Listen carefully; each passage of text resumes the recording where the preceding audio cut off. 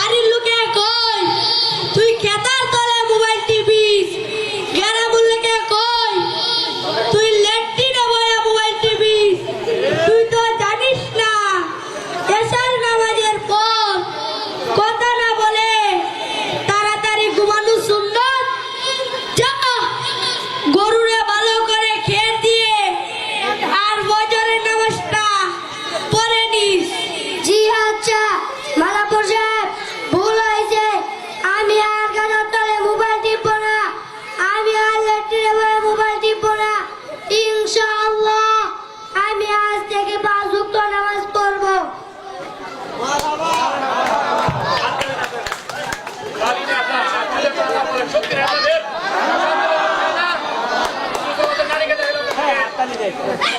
শুরু করেন।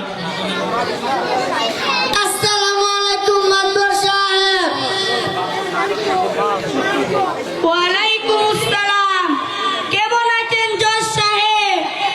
এত সকালবেলা আমার বাড়ি কি মনে করে?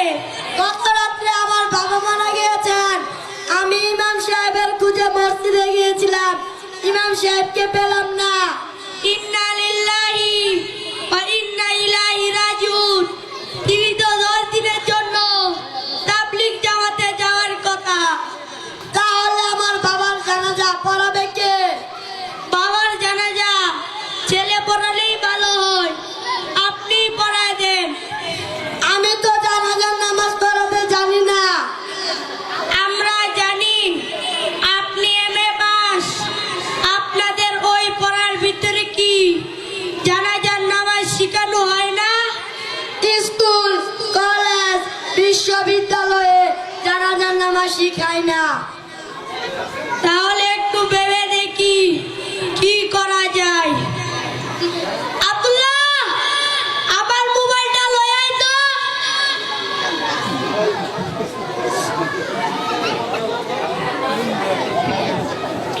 এই নেন মাতবর সাহেব আপনার মোবাইল।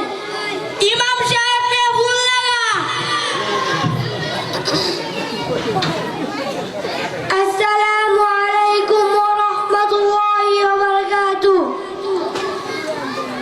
ইমাম সাহেব, আপনার সাথে মাতবর সাহেব কথা বলবে। ওয়ালাইকুম আসসালাম। হুজুর, আপনি কোথায়? ও, আপনি টঙ্গী ময়দানে। এইদিকে জজ সাহেবের বাবা মারা গেছে, জানাজা পড়াবে কে?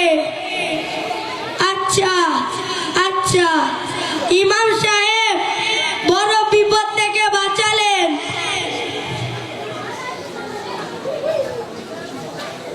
আসসালামু আলাইকুম রহমতুল্লাহ বারাকাতুহু। ওয়ালাইকুম ওয়ালাইকুম আসসালাম। আসসালাম। এই ছাত্র, তুমি কি নুরানি মাদ্রাসায় পড়ো? জি, আমি নুরানি মাদ্রাসায় 2য় শ্রেণীতে পড়ি। তুমি কি জানাজার নামাজ পড়াতে পারবে? জি। ইমাম সাহেব, নুরানি ছাত্র পাওয়া গেছে। আব্দুল্লাহ, আমার মোবাইলটা লয়া যা।